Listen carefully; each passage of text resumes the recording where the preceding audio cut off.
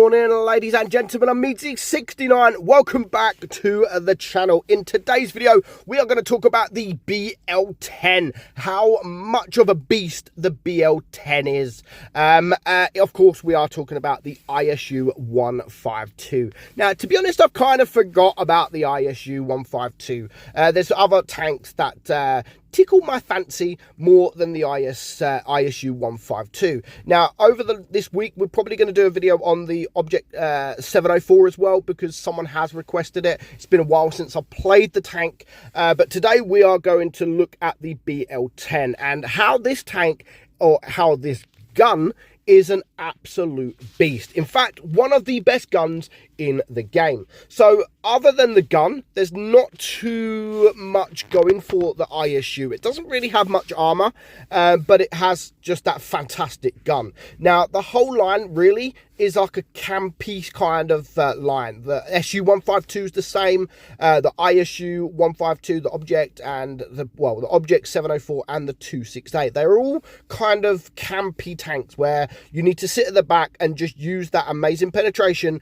that high alpha gun, and just destroy the enemy team from afar. So as you can see, the armor 95mm on your front, so you're not going to bounce too much in this tank. You might be able to get the odd bounce, the odd troll bounce, but other than that, you can't really rely on the armor. It does, however, have very good DPM for what it is at 3,167. Reload time is 12 seconds. Penetration 286mm on your standard AP and 329 on your APCR. This is a tier 8 tank. That penetration is just going to get you through anything that comes in front of you. So I don't run it with calibrated shells. I run it with the rammer.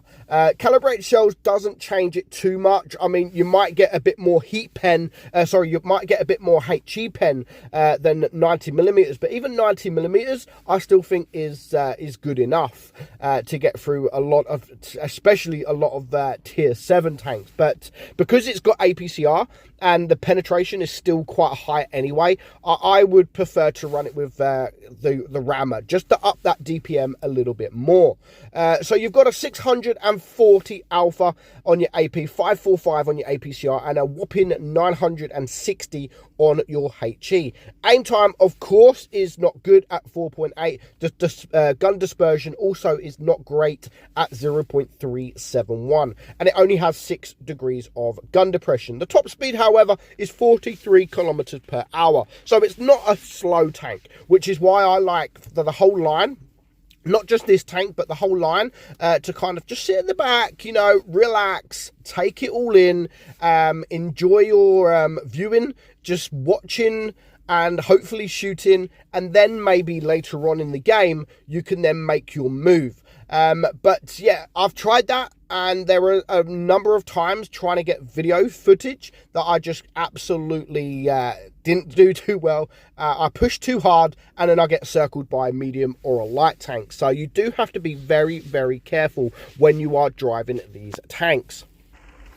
So this game on Himmelsdorf, obviously I'm not going to sit at the back of the map because it's not really a map where you can sit at the back of the map. But I'm going to try. I'm going to start off and try. And obviously, I want the heavy tanks or the tank destroyers to all come around, which is why I'm just staring at this position right now. I'm not going to make a move. My team are with me, except for one tank destroyer that wants to go left pretty much on his own.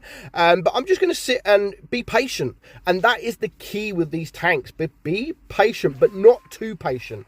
And that's what I don't want to happen here, because there's only 2 tanks spotted, and now the team are started to be spotted on the left side. I don't want to be too patient and stay there, then the tanks come behind me. So I'm going to now play quite aggressive with my team, because there's only 2 heavy tanks here. I want my team to be aggressive. I want them to attack these 2 guys, which no one is doing apart from this shark. So I want to push forward. We do take care of the T-57, and the IS is also going to die very quickly. So that was a really good push, and now I'm pushing. I now know that there is the waffle that is going round. So what am I going to do? I'm going to load up the HE. Hopefully he hasn't got the the spool liner, which he doesn't, so we do a nice 900 damage. And then again, we're going to relocate. But at this point, the enemy have lost a little bit of hit points. Of course, there is the ISU in front of me there. We're going to take a shot here. We are going to take a shot, but we do manage to get that troll bounce, is what I'm saying.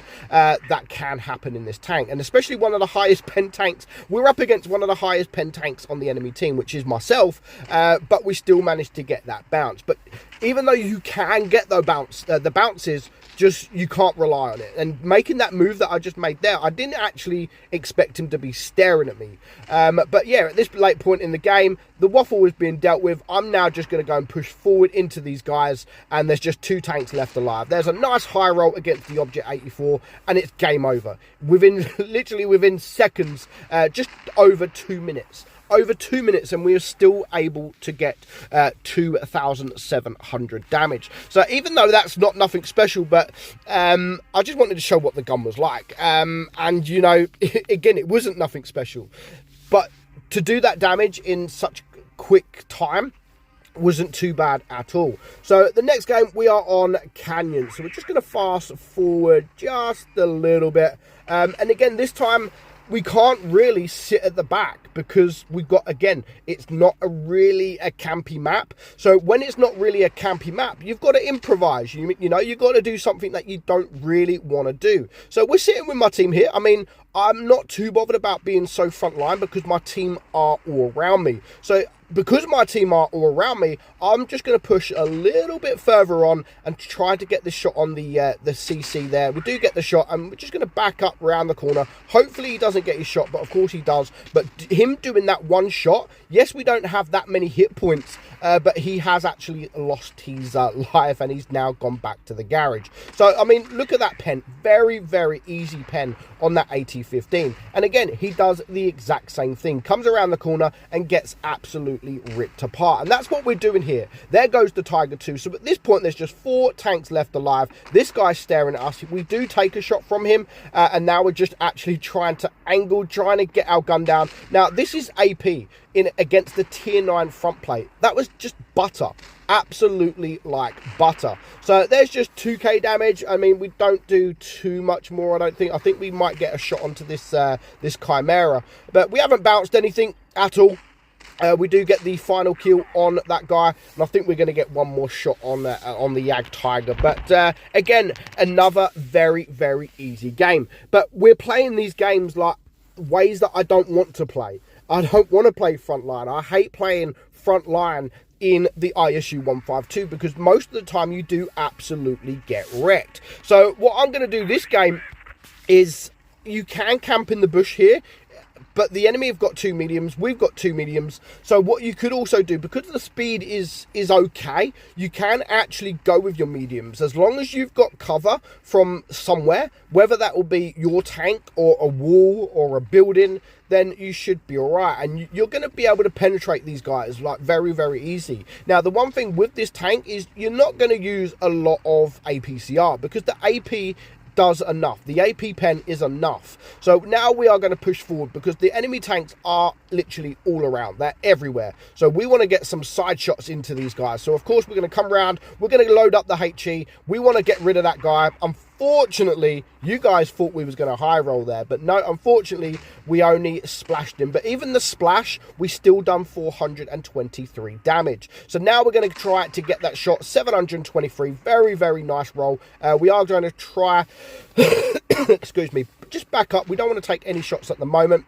And now this Lorraine, as you're going to see with the armor, give it time and people to aim, they will be able to destroy. I mean, look, easy, easy, easy. And he's going to get another shot. Oh, no, he's not going to get another shot. He's going to die.